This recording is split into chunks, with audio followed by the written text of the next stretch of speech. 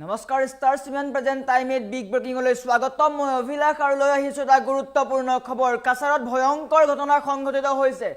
মছজিদ কমিটিৰ কঠোৰ সিদ্ধান্তৰ পিছতে ভয়ংকৰ কাণ্ড সংঘটিত কৰিছে জুম্মা নামাজৰ পিছতে নামাজী সহ মছজিদ কমিটিৰ লোকক আক্ৰমণ কৰিছে দুৰ্বৃত্তই আৰু তাৰ ফলত 11 গৰাকী নামাজী সহ 11 গৰাকী লোক আহত হৈছে হাহাকাৰ পৰিবেশৰ সৃষ্টি হৈছে নিচাজাতীয় সামগ্ৰী ড্ৰাগছ আদি দ্ৰব্যৰ বিৰুদ্ধে একত্ৰিত হৈছিল মুছলমান সমাজ মছজিদ কমিটিয়ে ভয়ংকৰ সিদ্ধান্ত গ্ৰহণ কৰিছিল কঠোৰ সিদ্ধান্ত গ্ৰহণ কৰিছিল আৰু তাৰ পিছতে জুম্মা নামাজৰ পিছতে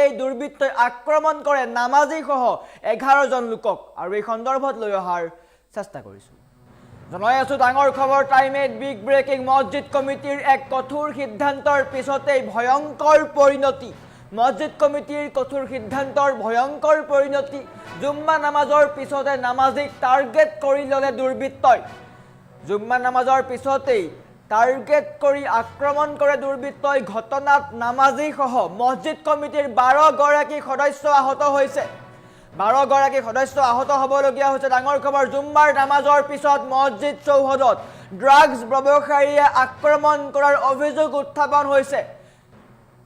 ঘটনাক লৈ সমগ্ৰ এলেকাত তীব্ৰ চাঞ্চল্যৰ সৃষ্টি কৰিছে কিয়নো মছজিদ কমিটিয়ে কঠোৰ সিদ্ধান্ত গ্ৰহণ কৰিছিল যিসকলে নিচাজাতীয় সামগ্ৰী বা দুৰ্নীতি লিপ্ত হৈ আছিল তেওঁলোকৰ ক্ষেত্ৰত কঠোৰ সিদ্ধান্ত গ্ৰহণ কৰা হৈছিল কাছাৰৰ ঢলাই ৰাজঘাটত সংঘটিত হৈছে এই ভয়ংকৰ ঘটনা মছজিদ কমিটিয়ে মাদক ব্যৱসায়ীসকলক সামাজিকভাৱে বৰ্জন কৰাৰ সিদ্ধান্ত গ্ৰহণ কৰিছিল আৰু তেওঁলোকৰ জানাজাত অংশগ্ৰহণ নকৰাৰো সিদ্ধান্ত গ্ৰহণ কৰা হৈছিল আৰু বৰ্তমান সময়ত তাক লৈ আক্ৰমণ কৰাৰ অভিযোগ উত্থাপন হৈছে ডাঙৰ খবৰ আহি পৰিছে বৰ্তমান সময়ত আক্ৰমণৰ স্তংভ দেখুৱাই আছো সকলোৱে ভয় খাইছে কিয়নো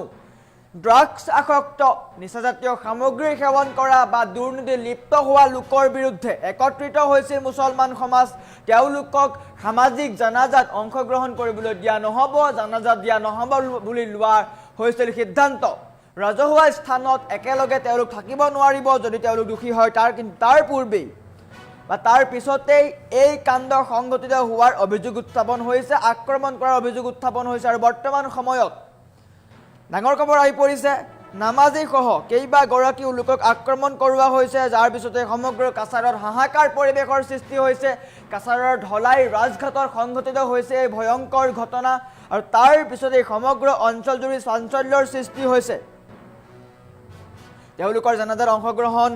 নকৰাৰ সিদ্ধান্ত গ্ৰহণ কৰা হৈছিল যিসকলে নিচাজাতীয় সামগ্ৰী বা সেইসমূহত লিপ্ত হৈ আছে তেওঁলোকক জানাজাত অংশগ্ৰহণ নকৰা বা কবৰস্থ নকৰাৰ সিদ্ধান্ত গ্ৰহণ কৰা হৈছিল আৰু সেই সিদ্ধান্তৰ পিছতেই আক্ৰমণ কৰা হৈছে জুম্মা নামাজৰ পিছতেই নামাজীক আক্ৰমণ কৰি লোৱা হৈছে আৰু তাৰ পিছতে সমগ্ৰ অঞ্চলজুৰি চাঞ্চল্যৰ সৃষ্টি হৈছে তীব্ৰ চাঞ্চল্য বিৰাজ কৰিছে নামাজী সহ 12 গৰাকী লোক আঘাতপ্ৰাপ্ত হৈছে আহত হৈছে জুম্মাৰ নামাজৰ পিছতেই মছজিদ চৌহদৰ ভয়ংকৰ ঘটনা সংঘটিত হৈছে ডাঙৰ খবৰ আহি পৰিছে নিচাজাতীয় সামগ্ৰী মাদক দ্ৰব্য এইসকল যিসকল লোক জড়িত হৈ আছে তেওঁলোকৰ বিৰুদ্ধে কঠোৰ সিদ্ধান্ত গ্ৰহণ কৰিছিলে মছজিদ কমিটিয়ে কৈছিলে যে তেওঁলোকক যদি জড়িত হৈ থাকে তেওঁলোকক সামাজিকভাৱে বয়কট কৰা হ'ব বা বৰ্জন কৰা হ'ব তেওঁলোকক বৰ্জন কৰা হ'ব জানাজাত অংশগ্ৰহণ নকৰাৰো সিদ্ধান্ত গ্ৰহণ কৰিছিলে আৰু তাৰ পিছতেই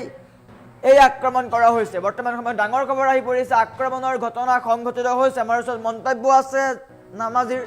কি কৈছে দেখুৱাই লোৱাৰ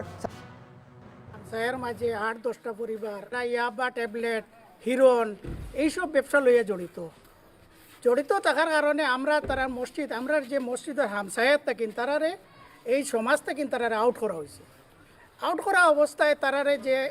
তারা বারবার চেষ্টা করছে যে আমরা হামসায়ার মানুষরে যে তারা হামসায়া হামাইতো কিন্তু আমরা হামাইতে তারারে করছি যে আমরা 72 দক্ষিণ দোলাইর 72টা মসজিদর কমিটির মাঝে এই হামসায়া আছে